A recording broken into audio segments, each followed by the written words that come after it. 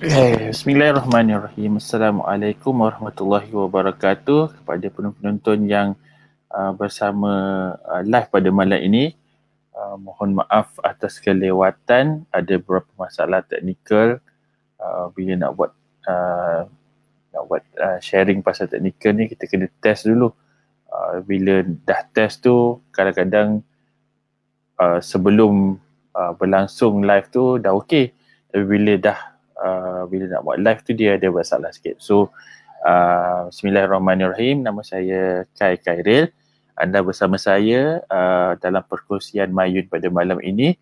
InsyaAllah pada malam ini saya nak cuba kongsikan 3 cara mudah untuk menyediakan resit digital untuk peniaga kecil. Biasanya macam inilah, bila kita mula berniaga, pelanggan akan membeli daripada kita dan kemudian bila kita telah mula menjual pada pelanggan, mereka memerlukan bukti pembelian. So hari ini apa yang cuba saya sentuh adalah bagaimana kita nak menghasilkan resit digital yang boleh digunakan untuk kita kongsikan kepada pelanggan kita supaya mereka mungkin untuk rujukan mereka satu, ataupun kalau biasa pelanggan kita adalah daripada syarikat, mungkin mereka nak claim. So benda tu mereka perlukan resit lah. So selain daripada tu juga kita biasanya memerlukan panggil sebut harga lah, dalam bahasa Inggerisnya quotation. So mungkin pada malam ini saya boleh kongsikan 3 teknik yang biasa digunakan untuk kita buat quotation. Dan tuan-tuan dan puan-puan, jika ada juga teknik yang tuan-tuan dan puan-puan biasa gunakan, boleh juga kongsi dan dengan beri komen di bawah ni. So saya mulakanlah pada malam ni dengan perkongsian. Saya share satu lagi slide. Manakah saya punya slide? Kita pakai entire screen lah. So, kita pakai entire screen. Harap boleh nampak. So kalau kita yang pertama, so yang pertamanya, kalau biar tuan-tuan dan puan-puan dah tengok saya punya perkongsian sebelum ini, kaedah untuk kita buat bisnes online, antaranya kita perlukan kita punya sistem online lah yang boleh orang terus bayar. So yang pertamanya, kita boleh menggunakan sistem online yang boleh didapati kadang-kadang trial percuma. Macam contohnya order sini yang saya pernah kongsikan sebelum ini, dia adalah percuma. So bila pelanggan kita perlu untuk harga, sebut harga, so biasanya dia terus boleh bagi sebut harga kat sini lah. Sebab contoh yang paling mudah sebut harga ni adalah untuk kita beli produk Smart Study, dan kita boleh terus pelanggan boleh terus online lah. So kita tak perlu buat apa-apa. Dia boleh minta kalau dia nak perlu 4, 5, 6 dan sebagainya. So harga tu telah ada di sebelah kanan kita kat sini lah, dan dia mengikut sistem.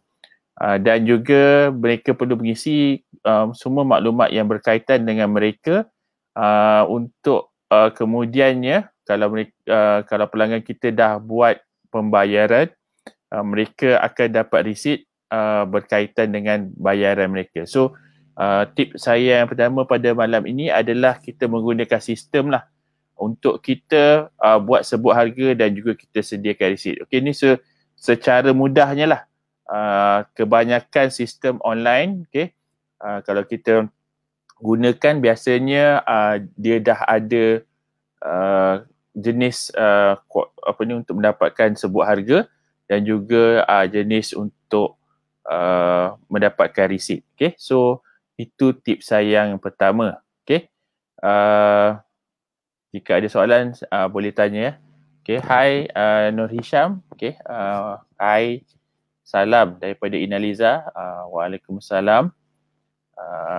Okay, so saya ulang tadi.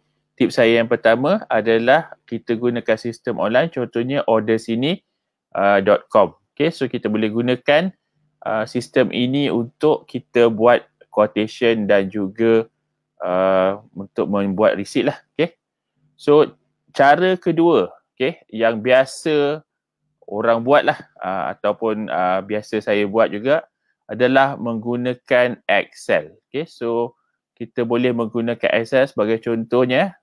Saya kongsikan slide saya. Tukar skrin sekejap. Cara kedua adalah menggunakan Excel file. Di mana?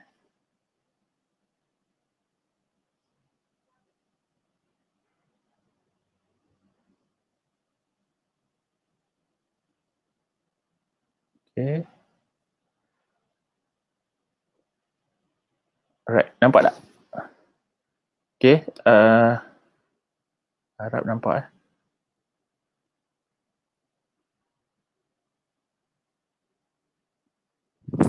Sebentar ya, saya cek.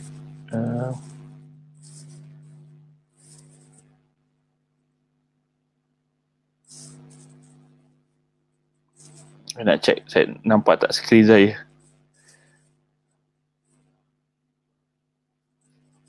Tak nampak. Oh, nampak. Okay. Alright. Okay. So, cara kedua adalah menggunakan Excel. Excel ataupun kalau dalam Google kita panggil spreadsheet. So, dengan cara ini kita boleh design kita punya sebuah harga ataupun receipt kita sebagaimana yang kita kendaki dan kita boleh print benda tu sama ada secara PDF ataupun dalam bentuk image. Okay. So contoh ni lah yang saya dah buat ataupun kalau tuan-tuan dan puan-puan ada masalah bolehlah search je daripada Google dan kebanyakannya kalau kita search kita boleh dapat carilah sampel template untuk sebut harga, quotation dan receipt. Okay. So biasanya kat bawah ni lah, ini mungkin bukan contoh yang terbaik. Kat bawah ni kita mungkin kata satu adalah sebut harga dan juga yang keduanya adalah untuk receipt.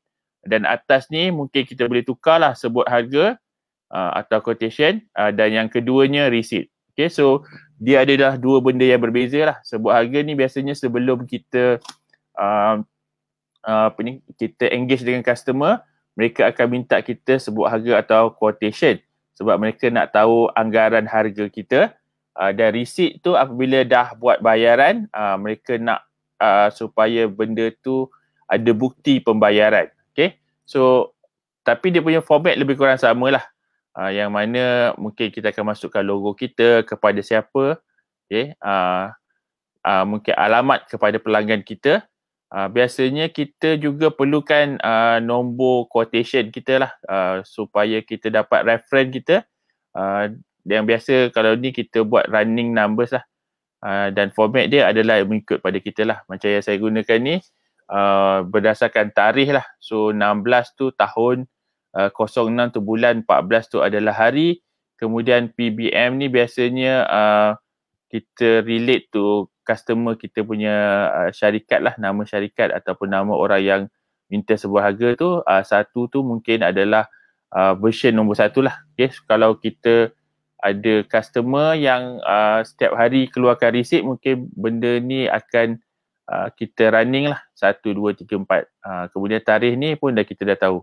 Okay, so kemudian ada title kat sini ataupun ada dia punya nama lah. Okay, dan kemudian apakah detail untuk kita.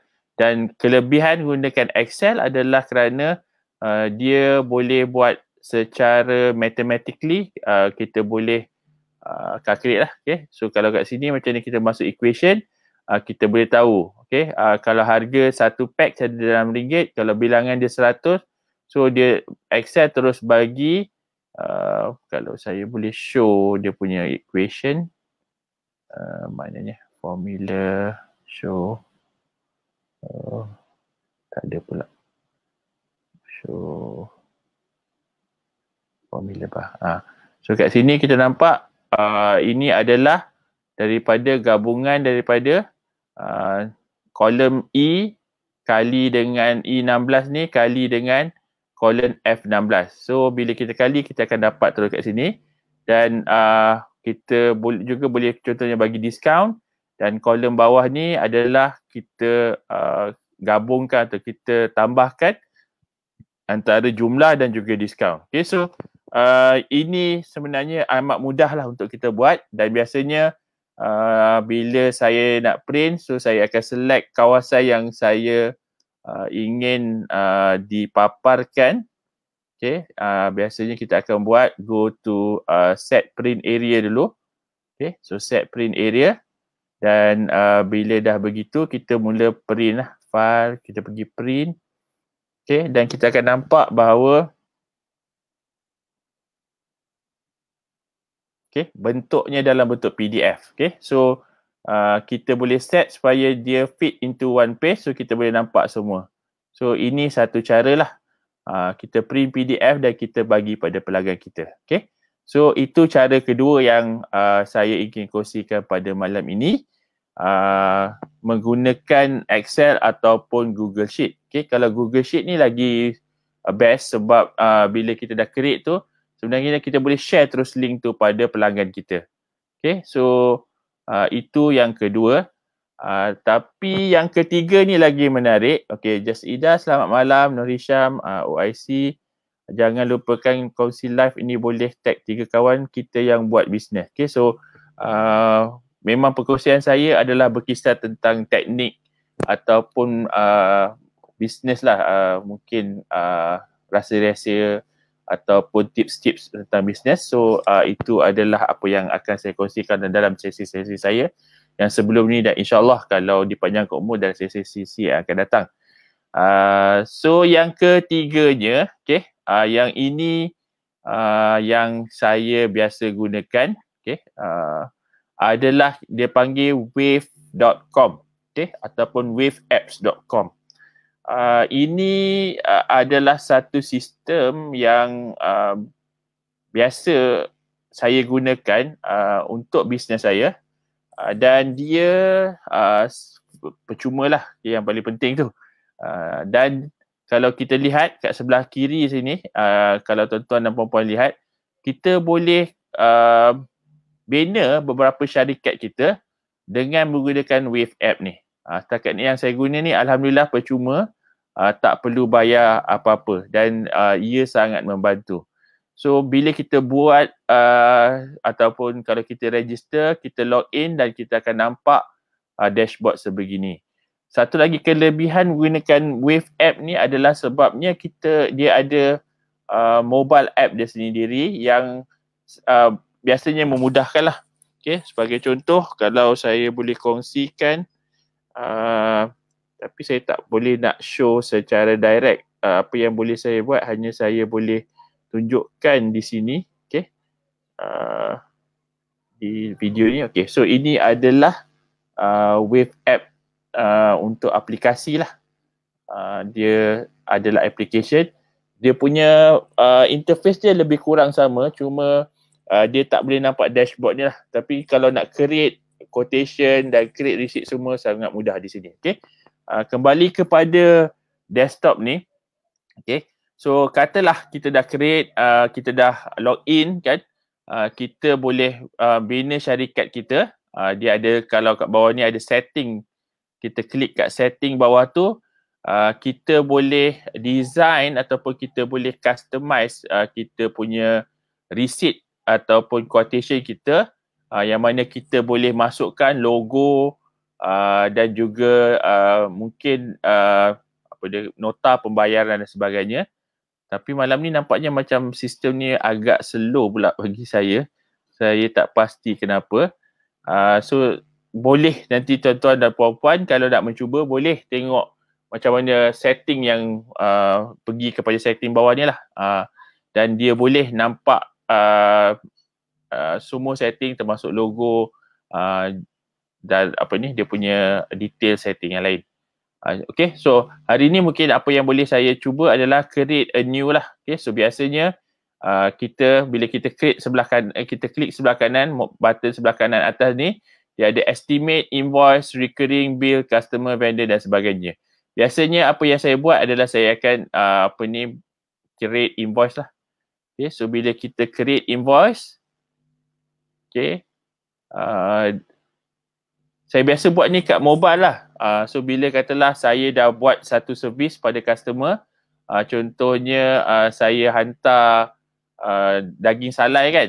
Kemudian jumpa customer hantar, kemudian customer kata, "Alah, saya nak receipt lah." So saya terus buka kat mobile app saya untuk buat receipt. Tapi di desktop ni nampaknya ada masalah pula. Ini yang masalah saya tadi sebelum saya start. So mungkin kalau saya boleh tunjukkan kat sini, so katalah kita nak buat invoice baru. So kalau dalam mobile kita tekan plus tu dan kita nampak kita boleh masukkan customer. Okay, contohnya kat sini. So kita boleh masukkan customer. Contoh customer kita pada malam ini adalah Aina. Okay, ataupun kita boleh create lah. Kemudian item kita mungkin kita nak jual tambah item. Okay, contoh item apa yang ada kat sini, kita ambil air sirap. Tak nak lah, kita ambil ada yang makanan tak? Bihun goreng. Okay, so contohnya bihun goreng. Okay, so kuantiti dia adalah mungkin ada pelanggan kita minta 20. Okay, harga kita RM2.20 ataupun kita boleh tukar. Okay. Mana tadi? Okay, sekali lagi. So kita kata kuantiti dia adalah 20. Okay, harga RM4 dan kita nampak dah harga tu dah bertukar mengikut jumlah kuantiti. So kita okeykan kat sini dan kita akan nampak dah ada kita punya tempahan ataupun dah ada kuantiti kita dan juga item kita. Kita tambah, okay. Dia biasanya saya letak delivery. Okay, so biasa untuk delivery, contoh ya, delivery jalan ke Cyberjaya. Okay, so dah ada. Saya letak kuantiti satu, harga untuk delivery tu adalah RM15. Okay, saya okeykan. Dan kira dah okey lah. Yang bawah ni kan nampak kan? Ini adalah terma untuk bayaran semua. So benda ni kita dapat tak nampak sorry. Lupa pula. Pusing balik. Okay. Sorry. Okay. Tadi saya lupa nak tunjuk kat sini. Dia tak besar. Okay. So kat sini, kalau kita tengok, ini adalah contoh quotation ataupun receipt lah yang boleh kita buat. Kita boleh tambah item kat sini. Boleh tambah dan kita boleh add apa-apa item. Okay. Dan kita boleh tukarkan kuantiti dia, katalah 20. Okay, dan dia boleh calculate terus. Kita kata okay dan dia tambah dan kita boleh dapat seterusnya. So apabila kita dah okay dengan tempahan tersebut, kita bolehlah submit invoice tu. Okay. So sekarang ni kalau kita tengok ke atas ni, detail ni ya, bawah ni kita boleh pergi ke customization yang sebelah bawah ni. Yang bawah ni kita boleh pergi ke customization. Okay.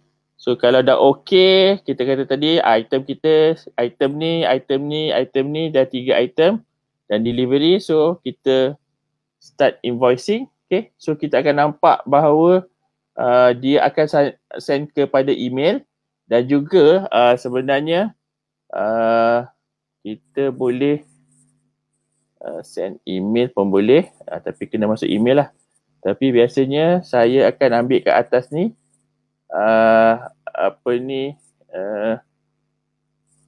mark as send. Okay, kita akan ambil mark as send dan dia ada satu item yang mana kita boleh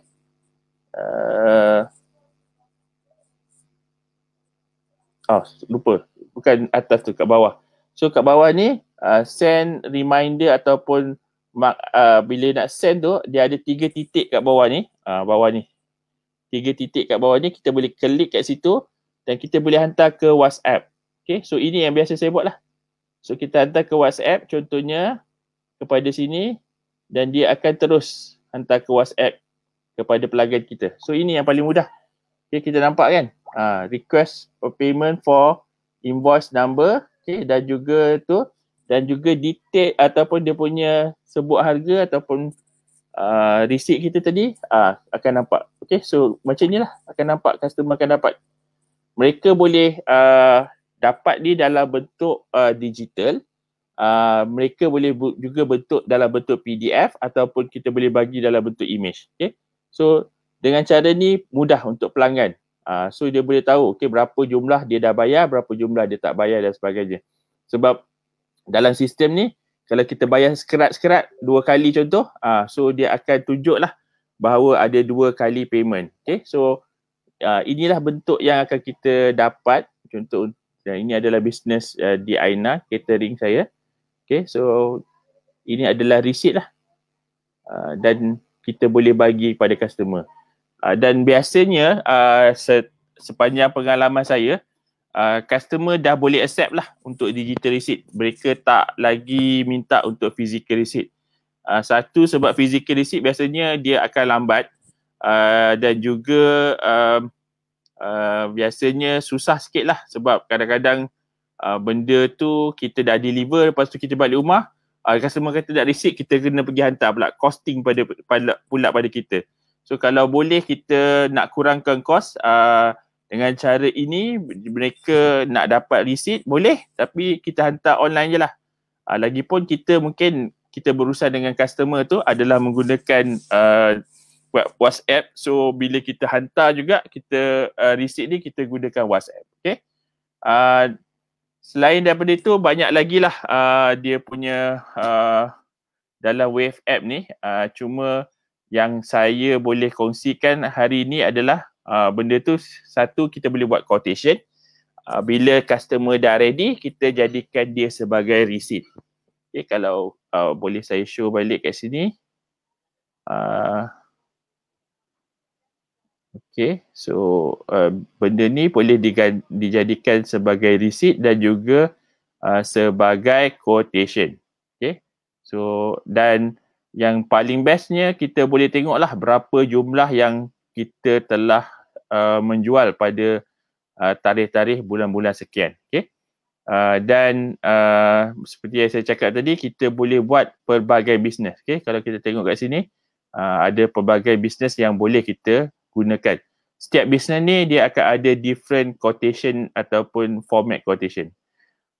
Kalau kita tengok juga sebelah kiri ni, menggunakan Wave app, okay, kita boleh tengok sale, kita boleh tengok purchase, accounting dan report dan sebagainya. Okay, so dia ada beberapa function, contohnya accounting ni saya rasa dia akan berbayar lah, tapi untuk sales, untuk report ni ia adalah percuma. Okay, so itu adalah 3 ataupun tips saya yang ketiga lah, menggunakan waveapp.com. Okay, so mungkin tuan-tuan atau perempuan pun ada contohnya apps ataupun sistem yang tuan-puan telah gunakan dan tuan-puan rasa nak kongsi juga, bolehlah tolong komen kat bawah ni, mungkin kita boleh kongsi.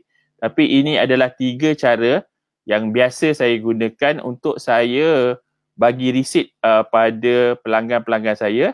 Dan ini sangat membantu dalam bisnes, sebabnya bila pelanggan nak receipt kita dah ready lah, tapi kita kata hanya untuk secara digital, kita tak ada fizikal, tak payah nak print, tak payah nak chop. Okay, seperti saya kata tadilah, bila kita ada minta receipt fizikal ni, satu mungkin cost kat kita sebab kita nak print. Okay, kemudian kita nak chop pula tu ambil masa.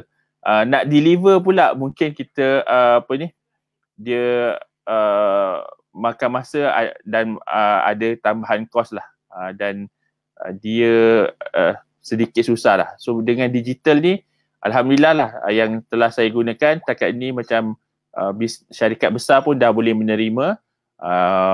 Kalau syarikat-syarikat kecil pun alhamdulillah setakat ni boleh menerima lah. Okay. So untuk pada malam ni saya rasa itu perkongsian saya. Ada komen ataupun pertanyaan, sangat dialu-alukan. Maaf tadi lambat sedikit sebab ada masalah teknikal. So kalau untuk saya gulung baliklah 3 tips saya pada malam ini. Yang pertama tadi kita gunakan sistem yang sedia ada. Contoh tadi kita gunakan ordersini.com.